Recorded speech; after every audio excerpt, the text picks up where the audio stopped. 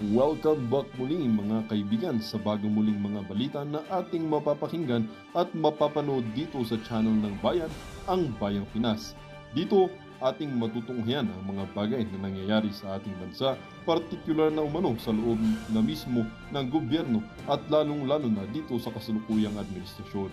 Ngunit bago ang lahat, kung bago ka pa lamang sa ating channel ay siguraduhin mong ikaw ay mag-subscribe, pindutin ang notification bell at syempre piliin na rin ang all upang lagi kang maging updated sa mga balitang bago, totoo at walang bias.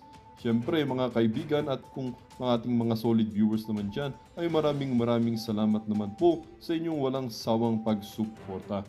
At huwag din pong kalimutang magpakita ng suporta sa ating channel sa pamamagitan ng pag-like at pag-share sa ating mga videos. At syempre mga kaibigan, kung meron ka naman pong hinaing at opinyon, ang ating comment section ay bukas para sa inyong mga opinyon at mga hinaing at kung ano po ang nais nyong sabihin sa ating mga gobyerno upang mabasa na ito. Heto na nga mga kaibigan, atin nang panoorin at pakinggan ang balitang ito.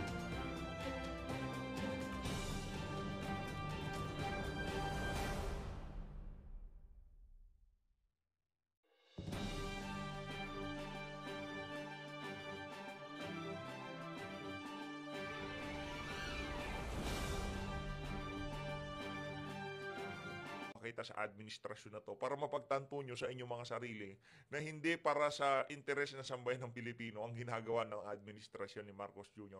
Para lang ho yan sa kanilang mga interes, no? Para ho sa kanilang mga pansariling interes. Ito, rekta ho tayo dito mga kababayan. Pakinggan ho natin itong, teka lang mga kababayan, sorry ho, mali ho pala yung nailabas nating survey kanina para sa, ang tawag dito, mayoral race dyan sa Davao City. Sorry ho 88% ho pala kung si Tatay Digong. At 5% naman ho itong independent daw sabi nito si Carlo Nograles. Loko-loko ka ba Brad? Anong independent? Binabakapan ka ni Tambaluslos administration na candidate ka. Wag yun ang lokohin na sambahin ng Pilipino. Kayong mga Nograles, tapos na mga political career nyo. At para dito kay Migs Nograles, kung ako sa'yo, atupagin mo yung malaking parating sa buhay mo. Huwag yung kung ano-anong inaatupag mo. Yun ang atupagin mo. Yung, di ba, mas mahalaga yan kaysa kung sa ano pa man. Mayaman na kayo. Yan ang alagaan. Ito mga kababayan. Rekto. Hoy, Migs, yan ang atupagin mo. Huwag kung ano-ano inaatupag mo. Ang pagtakbo ng congressman sa 1st District ng Davao, wala yan. Merong malaking bagay na parating sa buhay nyo. Kaya yan ang atupagin mo. Huwag kung ano-ano yung pinagkakaabalahan mo. Maghanap-hanap ka na ng mga gamit o kung ano pa man. Hindi biro yung pinasok nyo. Sabagay, mayaman naman kayo. Walang problema. Kahit 10 pang ganyan, walang problema yan. Okay, eto na ho. Dito ho tayo mga kababayan. Dahil 5 INC show of force to scare House against impeachment out of line. Anong out of line? Hindi nga napag-usapan yung impeachment na napasadahan pero hindi yun ang diwa nung isinagawang rally ng INC. Talagang pagkakaisa lamang. Talagang kapayapaan lamang. Hindi kayo dumalo doon. Ibig sabihin, ayaw nyo ng pagkakaisa. Ayaw nyo ng katahimikan sa ating bansa. Dapat kasi nagpakita din kayo doon. No? Kaso ang problema, ramdam nyo siguro nakaguluhan ang gusto nyo mangyari sa ating bansa kaya hindi na kayo dumalo. Pakinggan natin itong mga kababayan. Karapatan nila yan. You know, they have the right to peaceably assemble. They have the right to free expression, express what they want to say. But yung ipakita na parang they're a force to be reckoned with, para maging takot na itong mga miyembro kan House of Representatives na isulong ang impeachment, I think that is out of line. Wala naman hong ganong pakay ang mga kababayan nating INC. Kayo naman masyado mo kayong nervyoso. Hindi naman show of force yun eh.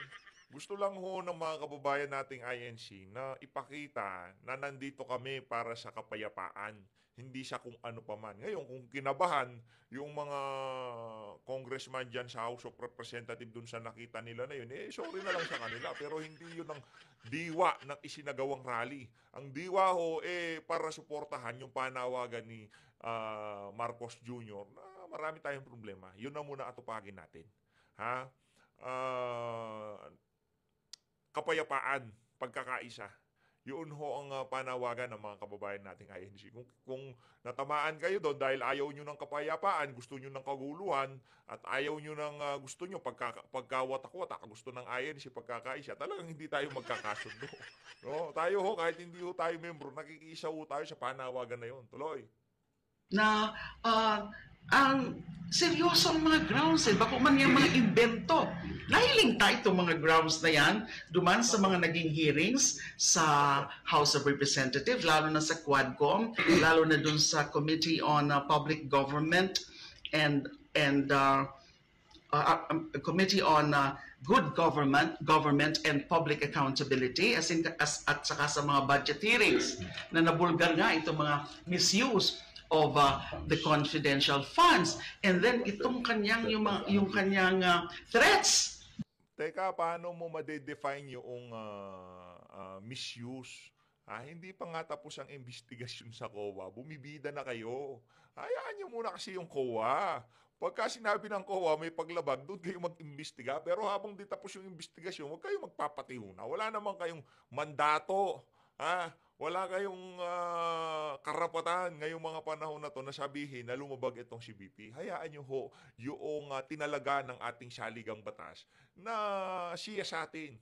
Kung meron nga ba o walang linabag itong si BP. Doon muna tayo. Pero bilang isang dating sumusubo ng saba, sasabihin mo sa amin na merong linabag si BP, napatunayan sa mga hearing. Wala hong napatunayan sa hearing. Ang napatunayan lang dun sa hearing, talagang ginamit ni Tambaluslos ang mga committee dyan sa House of Representatives para banata ng mga Duterte. Yun lang ang napatunayan natin. Maliban doon, wala na. Yung pagsubo muna sa siguro nung mga naunang panahon. Pero ngayon, wala ho yan. Very public, very open, very unbecoming of the second highest official of the land to make such very public threats na igwa na daa siyang kinontrata, na assassin, yung igwang mangyari sa iya. Alam mo, nagre-research nga ni ako sa igwa pang mga nasyon na igwang arugayan na second highest official of the land would really openly make such a threat. And then yung iba pa. O yun na naman Kayo talaga, dahil wala kayong pwesto sa pamahalaan, wala na kayong ginawa kung hindi magmarites ng marites. Nagpapakalat na naman kayo sa marites na yan. Wala hong pagbabanta itong si VP Sara kay Marcos Jr. Pag nagurgur ako, may nang mangyayari sa inyo, paano nyo hahabulin si VP kung nagurgur na siya? Siyempre, alam naman ho natin kung sino talaga ang tumatarget kay VP, di ba? Kung sino-sino yung mga individual na yan. Kaya kung sino man yung nabanggit ni VP, behave kayo. Huwag yung galawin si VP, ika nga. Mga nakasabi dyan, and then yung his failure to, and his, inability to explain the use of the confidential funds. And then nung una, abo niya mag-appear duman sa committee. Pero nung nag-appear na siya, di man siya nag-explain. Pinabayaan lang niya itong mga tao niya na nag-explain. So, I don't think we can afford to have, kasi look, she's the constitutional successor. Kung mangyari ka, presidente ko niya, magiging presidente siya. And then in 2028, I think I just read kanina sa news na parang she was asked about whether she has plans to run for president. She said she's seriously considering it. Another Duterte presidency? Can we afford another Duterte presidency? Ano na? Naku, ramdam ko yung ramdam ko yung kaba nitong si Leila de Lima Duterte na naman, makukulong na naman ako. Relax ka lang. Relax ka lang. sigurado namin dito sa 2028, magiging presidente si VP Sara. Kung ayaw mo, edi umalis ka sa Pilipinas. Ang sambayan ng Pilipino, gustong maging presidente si VP Sara. Ngayon, kung ikaw na lang, ang ganda pa naman ng posing mo dito. Teka nga, i-snip ko to para, oh, teka lang, i-snip ko na tong si Leila dito. Talagang ramdam ko yung gigil niya kay VP, no? Kung ayaw nyo kay VP, edi yung umalis kayo sa Pilipinas, wala naman nagbabawal sa inyo. Kasi sa ayot sa gusto nyo, ito yung mga bagay na hindi mapipigilan kahit na anong gawin nyo. Ang pagiging presidente ni VP Sara sa 2028 national election. Sorry na lang, madam, ha? Sorry na lang, ho. Ano naman ang mangyayari? Dyan na naman siguro yung mga patayan. At you know, about the China and the West Philippine Sea issue, have we ever heard her comment or have we ever heard her condemn what China's been doing all this time? The harassment, the aggression dun sa West Philippine Sea? So, can we afford? Yun ang ano ko. I'm not saying this because naging biktima ako kan sa iyang ama. But the survey results would show that more Filipinos are in favor of impeaching VP Sara para sa court, which is the pulse of the nation. And that cannot be supplanted by any massive rally, by any group, especially if that group is a minority group. And then espousing a minority position. That's not the position of most Filipinos as shown in the recent surveys. Quite the contrary. 41% favor impeachment, 35% against impeachment, then 19% undecided. Now, Luzon, especially Northern and South Luzon, and also Visayas, are basically for impeachment. Relax ka lang. Relax lang kayo. Anong magagawa nyo? Anong magagawa nyo? Yung mga politiko yan Alangan naman itapon nila yung pagkakataon nilang manhalo, lalo na hindi sila nag-ipal dyan sa TWADCOM, dyan sa Committee on Bad Government. Alangan na sumausaw sila sa impeachment na yan. Ano sila, kumbaga, isa sila sa mga i-endorso ng mga kababayan nating INC. Ano ho yan mga kababayan, masalimuot ho yung issue ng impeachment na yan. Tayo ho ngayon din na nababahala kasi maging mga congressman ho, alam na ho nilang kahihinat na noong 3 impeachment. Abangan ho natin. Bukas, Lunes, sa susunod na linggo. Pero wala na ho yan. Tapos na ho yung impeachment na yan kay VP Sara. Nagmukhang tanga at nagsayang lang ho talaga ng pera. Etong si Tambaluslos, diyan sa pagkandak ng ano na yan, ng mga hearing in aid of legislation laban dito kay Vice President Sara Duterte. Heto na ho. Rekta ho tayo dito kay Atrasabante, no? Ito, ano itong controversial ho itong mga pinagsasabi ni Atrasabante dito, no? Talagang ramdam ho natin na dito sa Congress na to, hindi na ho talaga itutuloy ang impeachment laban kay VP. Next Congress na, sa 20th Congress na ho mga kababayan. Doon ho talaga ang pag-uumpisa ng tunay na laban. Mantakin nyo, budget na ng 2026, 2027, pinag-uusapan pa rin ho yung 2023 confidence. Wala silang maibabato kay VP. Pagdating sa pagtatrabaho, hindi magnanakaw, kailangan ho nilang gawan ng kung ano-anong issue para masira itong si VP. Pero kung yung rektang issue lang talaga, wala ho silang maibabato kay VP.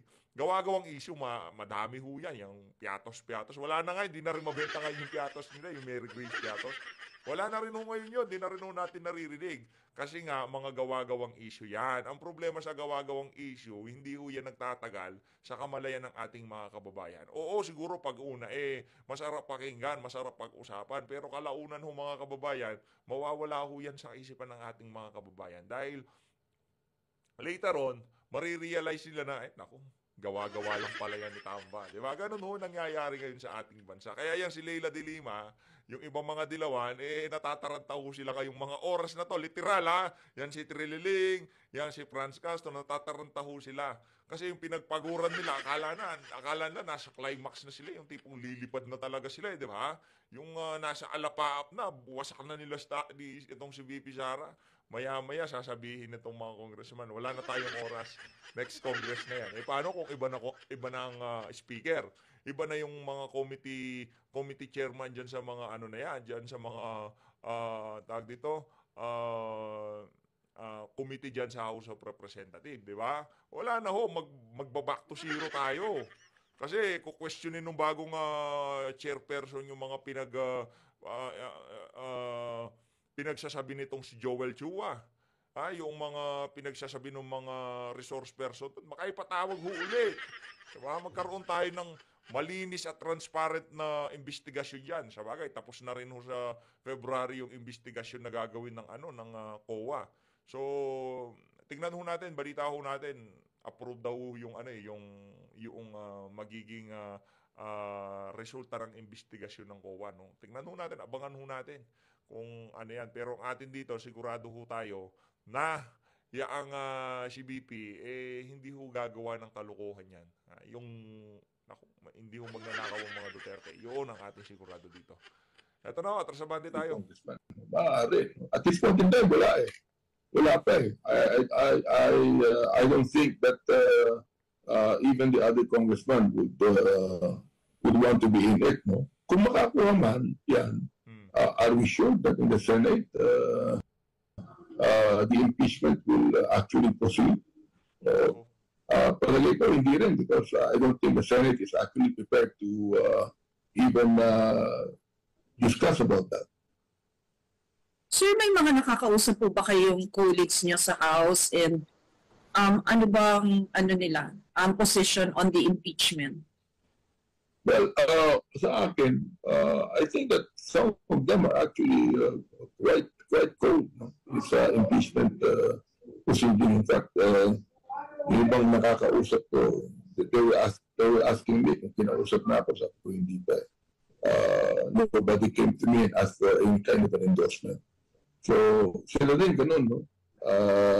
Sa Quadcom namin, wala pang lumapit sa akin that is actually asking for endorsement or in-endorse nila ang impeachment. Wala. So, yung ibang nakakausap ko, they're kind of, they're on reservation tungkol sa impeachment, actually. Sir, ang reservation po ba nila on the timeline? Yeah, one of them is that, yung timeline. Timeline. Ano po yung ibang reservations? Siguro ang iba dyan, tulad ng pag-aakala ko, we are not actually sure if the Senate would proceed with the impeachment or they will approve it. Sir, how many cons share this sentiment po? Actually, I don't know, Tina. I'm not actually sure about that. Kasi ang nakausap ko mga ilan lang. So, I'm not actually sure about it. Like, when you say mga ilan lang, maybe a dozen, sir? Well, mga less than a dozen pa yan. We talk about it in passing lang. No? In passing, nakikita ko naman na medyo may mga reservation atin. Ilang mga nakausap ko tungkol sa impeachment. Sir, but if someone approaches you and asks for your endorsement, will you sign? At this point in time, palagay ko, Tina, hindi na eh. I made up my mind. Para sa mga kababayan nating INC, hindi na daw ho siya pipirma. Pero sigurado, sa katagal-tagal mo nagkukup sa mga hearing dyan sa House of Representatives, basang-basa na, hindi lang yung mga kababayan nating INC, pati yung mga ordinaryong Pilipino, ang karakas mo at sabante. But I'm not going to be a party of the impeachment now. Because it's too short a time. And I think that we're not prepared for it. Sir, ano pong isasagot niyo dun sa mga nagsasabi na it's either you are anti-corruption and therefore pro-impeachment or you're on the other side? Well, I'm actually anti-corruption. The thing is this, no? Anyway, meron ng mga, yung impeachment na ho kasi na yan, hindi naman anti o pro o yung mga prinsipyo mo. Politika ho yan. Wala naman ho silang pakialam kung totoo yung mga ibinibintang kay VP Sara, kung merong grounds o kung ano pa man niya ang impeachment na yan. Tignan nyo kay dating Pangulong Rodrigo Duterte, kahit ka-impeach naman talaga si Leni Robredo noong mga panahon na yon, hindi ho niya pinahintulutan na mangyari kay ano yun. Kasi politika ho kasi yan. Hindi naman tinatanong dito, meron ba talagang nalabag, walang nalabag? Hindi ho ganun yun. Yung kay Corona, meron ho ba talaga siyang linabag? Nagkalitaw-litaw, wala naman ho palang linabag yung si Renato Corona. Pero na-impeach ho siya. Kasi wala naman, hindi naman ho talaga sa pag-ano yan, kumbaga hahanapin nila ang buong katotohanan. Hindi ho. Yung impeachment na yan, pagka ikaw medyo alanganin ka sa administrasyon at gusto ka nilang sibakin, impeachable official ka, talagang gagamitin nila sa iyo yan. Hindi naman porket yung mga papabor sa impeachment, ano na sila, anti-corruption, kesyo ganun, hindi, kalokohan. Oo. I think the DOJ is investigating that. Mas maganda kung halimbawa, kasuhan na muna sa DOJ yan. Bisigan mo ng NBI yan. And then, meron pa naman tayo every year, no? An impeachment can be filed every year. Pagkatapos niyan, in the 20th Congress, we could be able to file the impeachment if we want to. And then, kasali ka ba sa 20th Congress? Kasali ka ba? Kung makapagsalita ka, akala mo nanalo ka na. Huwag ganon. Pag nanalo ka na, doon ka sumali, pero ngayon, sa tingin ko, malabo ang chance mong manalo, Brad. Panilay ko, at that time, we have prepared to tackle that already. And in the next impeachment, perhaps I'll be in favor of the impeachment proceeding. As long as we have... Siyempre, tapos ng eleksyon. Diba? Tapos na eleksyon. Busy ka pa sa tawag dito, busy ka sa kakakampanya, tapos umaasa ka pa sa mga kababayan nating INC. Tingnan natin kung talagang marami yung membro mo diyan sa diyan sa tawag dito, diyan sa sekta mo. Tingnan natin kung mananalo ka dito, Atras Abante, maipapanalo ka kaya? Kasi binabati ko hindi naman yung si Abante, si Kong Dante, tingnan daw kung mapapanalo ng mga kababayan nating INC. Hindi lang ho ang INC ang bibit-bit kay Kong Dante, DDS, OFW at mga ordinaryong Pilipino. Pero dito sa Bama na to, nakususuka ho yan ng ating mga kababayan. Sir Zandro Ochona of Billionario has questions po. Yeah, sige. Hi Kong, good morning. Pero Hi, good morning. Kung walang issue on the timeline, would you have supported the impeachment? Kung halimbawa, marami pang oras dyan, I might think of joining it. No? Marami pang oras because nakita naman natin ang investigation na ginawa ng Committee on Good Government na talagang kinakailangan. Pero at this point in time, wala tayong panahon din. Busy si Lolo. When do you think, Kong, is the best time to impeach the Vice President? I think after this Congress, in the 20th Congress, palagay ko, the more we would investigate, the more we would be able to see what's happening.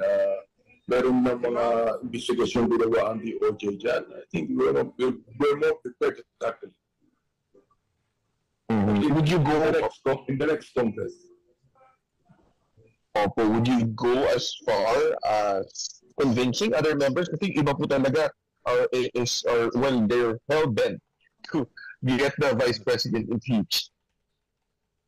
Well, we'll cross the bridge when we get there. No? That thing is this, ako, personally speaking, I would agree with the impeachment in the 20th Congress. Kung kasali ka. Sir, ulitin ko lang, pabalikan ko lang yung sinabi niyo. And you think some of the House members also share that sentiment? Alam niyo, bro? Balikan ko lang din po yung sinabi ninyo kanina kay Ate Tina. So you mean other congressmen are also sharing that sentiment na sa 20th Congress na? Palagay ko, hindi ko naman nakausap marami, no? Pero yung mga nakakausap ko, palagay ko, they're more amenable to discuss the impeachment in the next Congress. Yung... At yun din po yung rason kung bakit sila tahimik over the past few days, weeks, when impeachment complaints were filed. Perhaps, actually, doon na to, Sandro. Bakit tahimik sila? Sa amin naman sa investigation sa Committee on Good Government, nakita naman natin yung talagang mga violations, no? So, I think it's nakita nyo na ho mga kababayan, ngayon naiintindihan nyo na hindi in aid of legislation yung ginagawa nilang good government. Talagang paggawa, pag-fabricate ng mga ebidensya para ma-impeach itong si VP Sara. Ganyan ho sila kawalang ya dyan sa House of Representatives. Nandyan ho sila, sinabi na nga ng COA, Mary Grace Piatti, hindi Piatos, pero ipinilit ho nila yung Piatos. Bakit? Sila din ho gumawa nun para maging sensational. Di ba? Mapag-usapan sa publiko. Ganyan ho sila. Ganyan ho sila gumawa ng kwento dyan sa mga hearing na yan dyan sa House of Representatives. Ganun ho sila katindi.